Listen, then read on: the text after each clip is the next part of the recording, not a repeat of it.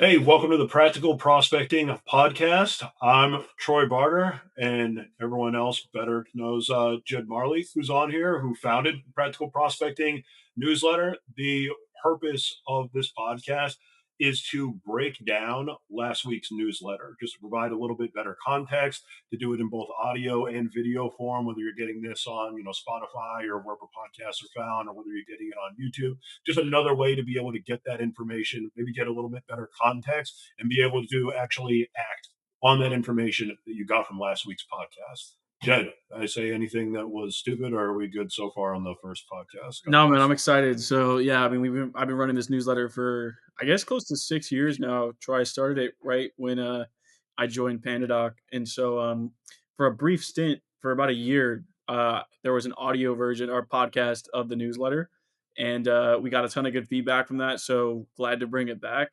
And yeah, we'll try to keep these super tight and just provide more context on what's in the newsletter, since I know some people prefer audio to text.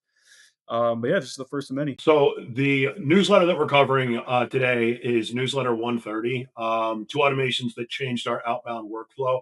Really, two big points on here, right? Which are the out of office replies that everyone inevitably gets, probably more than any other reply whenever you're doing outbound email campaigns, and also how to automate replies so you can kind of game your speed to lead if you're slow on getting to positive replies.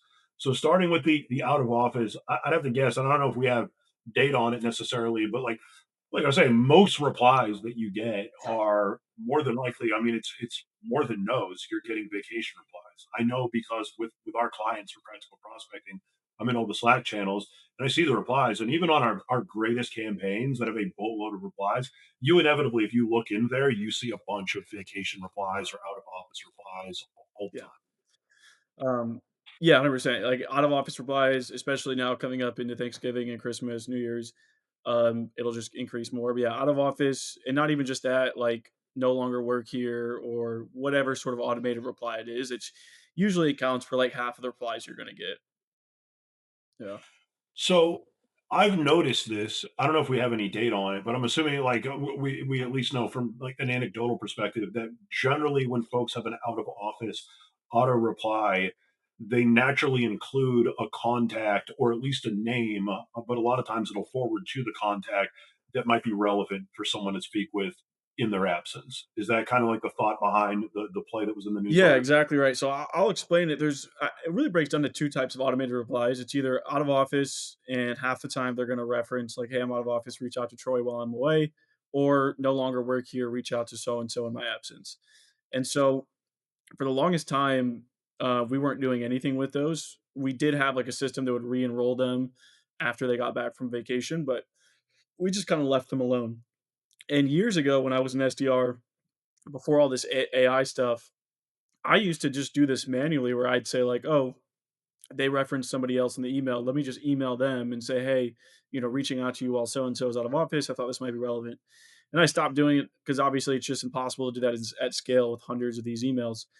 And what I recently turned on was in Clay. So we use Smartlead for all of our sending, and most of these tools now will allow you to do this.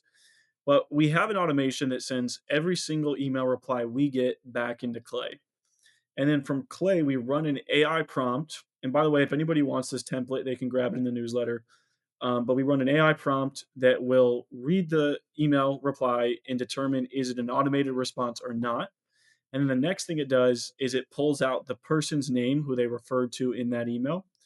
And then from there, using that name and the domain, which is in the original person's email, we have an email waterfall that will find that person's work email, research whatever information that we also want to know about them, and then push them right back into a smart lead email campaign and hey reach for a LinkedIn message.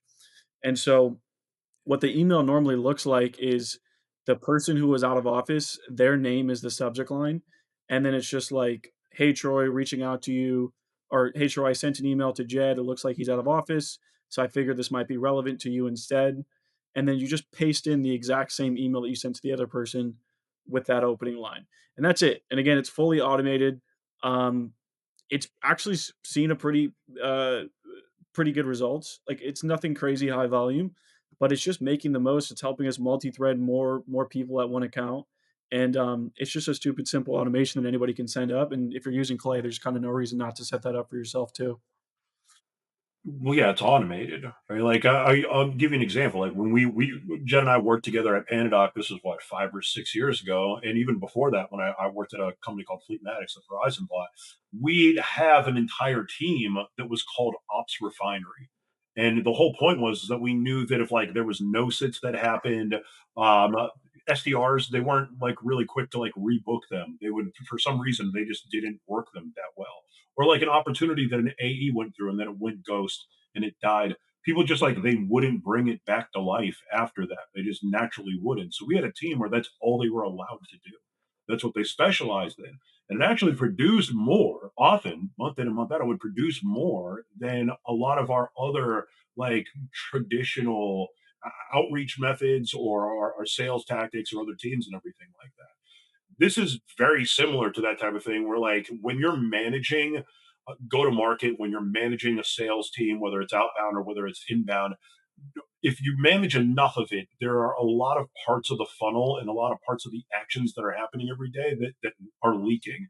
You know they're leaking. It's just a matter of whether or not it's worth the bandwidth and worth the effort to fix the leak or to put the work in. So for example, if you're sending out thousands of emails a month and you're getting a boatload of vacation replies, you may only be able to get a couple of replies or good replies off of the play that we're describing. But if it's automated and you can set it up once and then it's good to go, then you're going to generate more than you would have before without any additional consistent effort that needs to come in.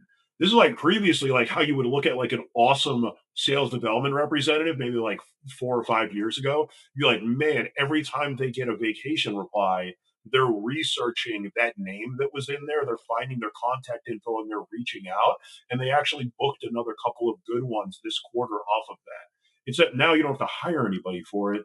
It's a prompt or it's set up already in Clay, and you're good to go. So you had mentioned like there's a link to the Clay template. It is in the newsletter. We'll include it. We'll try to include it in the description on everything that's on here. Definitely on YouTube, we'll include that in there. Also, I know you did a video that kind of explains it as well. I'll include that here Yeah. as well. All right. So last week I made a post about how to automatically push your out of office emails into Clay, enrich them for the alternative contact that was mentioned in that email, find that person's email and LinkedIn profile, and then push them into a LinkedIn and email outreach campaign fully automatically. So in this video, I'm going to walk you through the exact workflow and the messaging I use. If you want this template, just shoot me a DM or I'll probably put it in the comments or something like that. But it's super simple. And obviously, it's a good time to do it with all the holidays coming up. And so the first step is using a webhook from Smartlead or whatever sending platform you use and pushing that into Clay. So as you can see in this table, we actually use this for a different purpose, but this is just pushing all of our replies into Clay with the reply body. And then from here, I am writing all that data to a different table. And all I really need is the reply body, the original contact we sent that email to, and the company domain. And so the first thing we're doing is running an OpenAI prompt just to read this messaging and determine yes or no, is it an out of office email? If yes, find the alternative contact, ideally their full name, but sometimes just their first name. If it's a full name, extract their first name per emails, and then using their domain plus their name, find their email address, using their work email, find their LinkedIn profile, and then push them into Smartlead for email outreach and HeyReach for LinkedIn outreach. So as you can see, and we all get out of office emails. There's a decent amount that come through, and I expect a lot more to come through in the coming months with all the holidays coming up. But it's a great workflow just to have running in the background, and I'll show you what the messaging looks like. So the sequence is pretty simple. The subject line, we just like to use the original contact's name. Hey, first name, just sent an email to, actually, I'll show you the final review. So person's name, hey, Katrina, I just sent an email to this person, not realizing they're out of office. The auto response pointed me to you. And then from here, you could really just put in your normal cold email that you sent to the other person without getting fancy. I do like this because it keeps things vague and really drives for a response.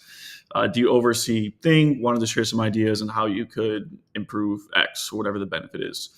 So yeah, again, let me know if you want some more examples. Shoot me a DM. I'll share this Clay template with you all. And again, highly recommend the workflow. Super easy to set up if you're using Clay already, and there's kind of no reason not to do it. So let me know your thoughts. Thanks, guys. The last thing I want to say on that, Troy, to your point, is like there's a million things in outbound or just sales in general that we want to do, but you have to sacrifice certain things because of bandwidth. And I think, I mean, it's no surprise, but obviously AI in a lot of ways has removed that variable to where a lot of things that would have been nice to haves that would give you a small boost you didn't have the time for. Now you can start to automate those with AI, and one thing here or there doesn't make a huge difference, but once you start stacking up all these different automations, it can end up having a real impact. So this out of office auto response is just one of many examples where it takes 10 minutes to set up and then it runs on its own, and over time it stacks up and produces results. Awesome, man. So the second part of the newsletter, which I liked quite a bit because I've always harped on speed to lead. To me, like it is like it's the old sports saying like the best ability is availability. Like you could be absolutely, and this has never changed, by the way. We've been talking about this, like, I've been talking about this with sales leaders for well over a decade. You can be horrible at sales. You can be the worst, fumbling over your words. If you get to an inbound lead or a warm reply markedly faster than someone with more experience, that's a better salesperson, chances are you're going to convert that lead better because the first impression of how quickly you get to the lead, it isn't all that matters, but it's close to it. So the issue, one of the things that we run into with even our clients at Practical Prospecting is when we generate a lot of really good positive replies, that doesn't guarantee that a meeting's going to get booked because then you have to turn it into a meeting at that point. And if we're working with clients where maybe they are the salesperson and the CEO and the janitor and everything else, when something comes in, they may not be able to reply to it for a half hour or even an hour or even longer than that, depending on what's going on. And that drastically affects the conversion rates. There's been a boatload of studies that show if you don't get to it within the first 5 to 10 minutes, the conversion rate drops off a cliff. Where we, and we can show you how to as well, and Jen will kind of cover that now, have ways of being able to kind of auto reply and game it a bit. Jen, I'll kind of let you speak to it as you made it, and I'm clueless. No, yeah. So I think first of all, you're completely right. Like, there's so much. 99% of the like cold email content is talking about how do you get the reply, but I don't know about you, Troy. There's like hardly any content on like or advice or resources on like what do you do once you get the reply, because everyone's just trying to get replies, right? That's the first step. The most- Yes. Can I say one thing? I almost forgot this, man. Forgive me. So I used to manage a team, and it did not go well. It was right after I left Panadoc. It's not on my LinkedIn or anything like that. I was there for like 3 months, and then I dipped. It did not work. Both sides. Team didn't like me first time. Usually works out pretty well. I didn't like them. They would get a boatload of inbound leads, and even the top account executives who were full cycle, we didn't have SDRs. They would be like, "Yeah, so when I get the lead, I do a lot of research on it. I look up the website, I look up the person on LinkedIn, I look into all these things. I usually get to it the next day." And it was like, dude, like it's like you just think about it. If you're interested enough where you raise your hand and you submit a lead, the most impressive thing that could happen is someone said, "Hey, I saw that you were interested." They immediately call or they immediately reach back. And like what you generally will get when you reach back that quickly is they're impressed. You're like, I'm sure a lot of folks that are watching this, like if you got an inbound, you called it right away, or you replied to it in an email right away, they'll generally say, like, man, it's impressive how quick you got back to me. It's the best first impression that you could have. You never offend somebody by not doing the research. You offend somebody by taking too long to get a hold of them when they've already indicated that they're interested. Forgive me for being long-winded, but that is something that I think is important to know for No, I sure. mean it's a really good point because like it's cold email is essentially the same thing. Like marketing brings in the inbound lead. Cold email is just another form of marketing, and when it's a positive reply, it's just another inbound lead essentially. So you should treat it the same way, if not more important, because it's a little bit colder. But anyways, the way, well, first I'll say um, a lot of people struggle with converting positive replies to meetings. Again, to that point, because everyone's just focused on how do I get the reply. And there's two key reasons. It's usually, to your point, Troy, speed to lead or follow up. Sometimes people will like they'll respond positively, like, Mhm. "Hey, yeah, I'm interested. Send more information." You send one email, and maybe you don't even call or reach out on LinkedIn, and then that's it. You don't send any more follow ups. So Smartlead released a feature called subsequences a while ago, and a lot of other sequencers have this, but this is one of the reasons why we use Smartlead. And essentially, what it will do is AI will, first off, you create the categorization of responses. So if you've been running cold email campaigns for a while, you probably know what the five, six, seven types of replies you get. It's usually not interested, unsubscribe, send me more information, wrong person, or we already use this competitor, whatever it is, document all those replies, come up with a template for each one. And then what Smartly will do is categorize which one of those categories it falls into, and then send it the correct email template. But then beyond that, well, it'll send it essentially right away. And then the second thing is you can create a series of follow ups so that every day, every other day, what our sequence looks like is if somebody sends one positive or responds positively one time, we're sending at least 5 email follow ups over the course of 1 to 2 weeks before we give up on that lead. So again, removes or saves a ton of bandwidth so that we're getting an email out right away. And then it's also following up on our behalf to get those meetings booked. And so that drastically improves the booking rate. But then another thing that you talk about a lot, Troy, is like don't just stick to what, and I didn't even touch on this in the newsletter, but don't just stick to email. It's best if you can just call them right away. Also, shoot a LinkedIn connection request. A lot of times you need to go multi-channel to convert that positive reply. They're not just always going to respond via email. So that's another. I like that. I like the I like that we do like 5 touch points on the follow-up once you get a warm reply. We'd run into problems with this again years back, even at Panadoc. The inbound team would run into stuff where if someone raised their hand and an inbound came in, they'd be like, "Ah, man, like I reached out to him today. I don't want to reach out again. I don't want to call him again. I don't want to Yeah. pester him." And I'd be like, dude, like don't I wouldn't say piss them off, but I kind of did back then because it was like they raised their hand. Like, why are you worried you're going to offend them? What's offensive is if you don't go after them and be like, man, like we want to make sure that we helped you out because you replied. You showed interest, so we want to make sure that we didn't drop the ball. Like I know that because on our outbound sequences, before someone replies, the touch points are very, very low on purpose. It's like 2 to 3 touch points. I like that once they reply, it's a lot more because it should be once you have a solid lead, think about how many emails you have to send, even if you're doing a phenomenal job to get it one positive Yeah. reply. And then it's like you're just going to let that go after like a couple of emails. And that's like anyone who's managed a sales team, that's what salespeople do when they get an inbound. They call it a couple of times, and then it's like, oh, whatever. They don't think about all the effort that marketing had to do and demand gen and everyone who was doing the outbound email campaigns and everything like that. They bring it in.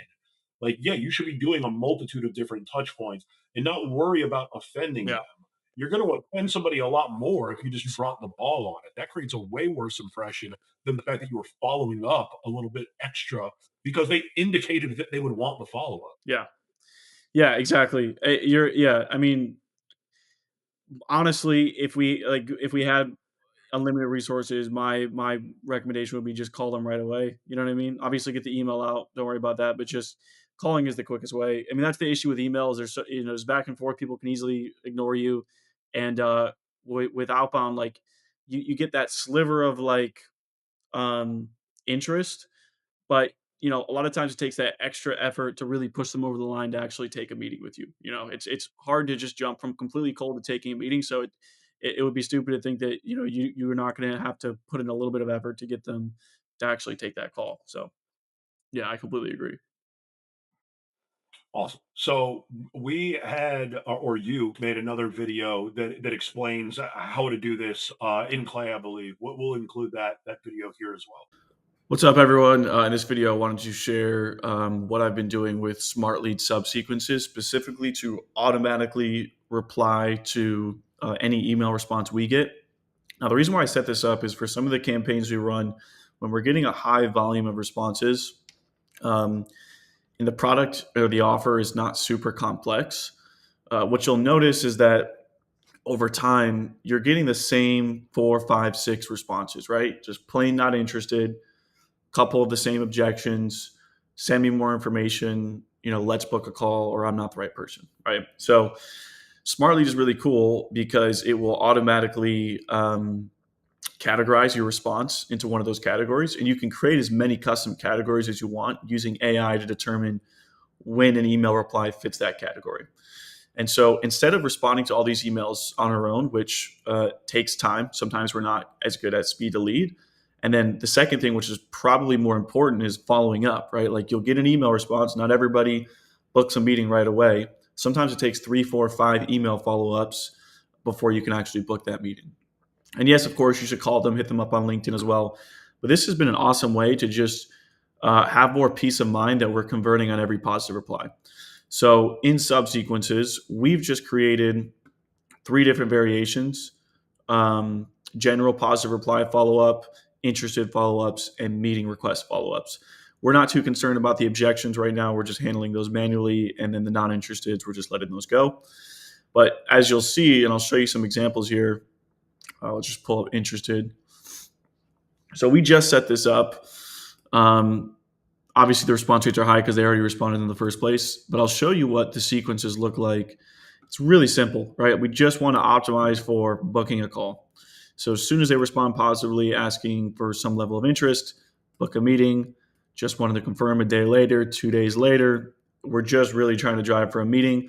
And I don't want to share these emails because it's client information. But what we're sending then beyond those 30 emails is relevant content, trying to like re-engage them with something that's not just booking a call. So anyways, if you are selling something where the offer is not like super complex and you're getting these super nuanced responses, and you're obviously getting a high enough volume of replies, I highly recommend setting up some sort of automated reply outreach. It's been working really well for us, helping us convert a lot more meetings. So just wanted to share it. One other shout out that I do want to mention is that Smartlead did just release a newer version of this. So with subsequences, it is just static templates based on the category. Now they have your own AI bot, which we haven't played with yet. It's brand new, but I'm going to start trying it out over the next few weeks. And it's essentially an AI bot where you prompt it and it will write a personalized response. So rather than a static template, it'll write a personalized response based on that and use the context. That's a little bit trickier because you have to get the prompt right if you're talking about personalization.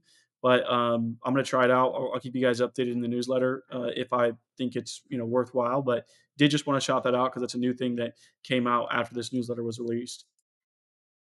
I won't name names, but just to kind of throw it out there, and maybe we will on a different podcast. There are, and I'm not the biggest fan of AI SDRs for like calling, especially for like strictly cold calling. They do exist for stuff like this though, where like somebody replied to an email and no one's available to get a hold of them. And like, yeah, you could do an auto response on email, but that is a decent time where it's like, well, they've already shown some interest. Where like maybe then we may actually even test that at practical prospecting of like, all right, well, what would happen then if an AI SDR reached out from a speed to lead perspective, knowing how important it is for that speed to lead? Like, would that be a benefit to our clients? It's something that we've considered for sure. Like, I wouldn't tell somebody not to look into it, and if you can pilot it, I definitely wouldn't tell somebody not to pilot it. Yeah. Yeah, I agree. Like I've been wanting to try those out. I remember like trying one out a couple years ago. It wasn't very good, but they're just getting better and better. And it's like, Like the Will Smith eating spaghetti. You remember that from like 2 years yeah, ago? Have you yeah, seen that? It's like there's a video like that AI generated, and it's like the most dog shit looking thing ever. And now it's pretty close. Like it looks pretty good. Like I think it's the same thing with the SDRs. I don't know if it'll ever be good for pure outbound, but for these type of plays where it's like I was saying earlier, speed to lead is all that matters. So, like really, it isn't all that matters, but it's very close to all that matters. Where it's like, yeah, I'd be interested in testing it on a warm reply and seeing if that actually right. works. Like who knows? Um, Awesome, man. So if and we're trying to be quick with these, like we're under 20 minutes, or we're under 20 minutes about the videos, I guess. God bless. But if you'd rather skip the trial and error of doing all of these things, if you're setting this up for yourself or for your company, and you like to work with us, where we already have it set up, we already have the experts, we can get this up and running for you extremely quickly. We'll leave a link where you could book time with us, or you could just go to practicalprospecting.io, and that is the first episode. All right, so we'll be back for episode 2 2 weeks from now. Oh yeah.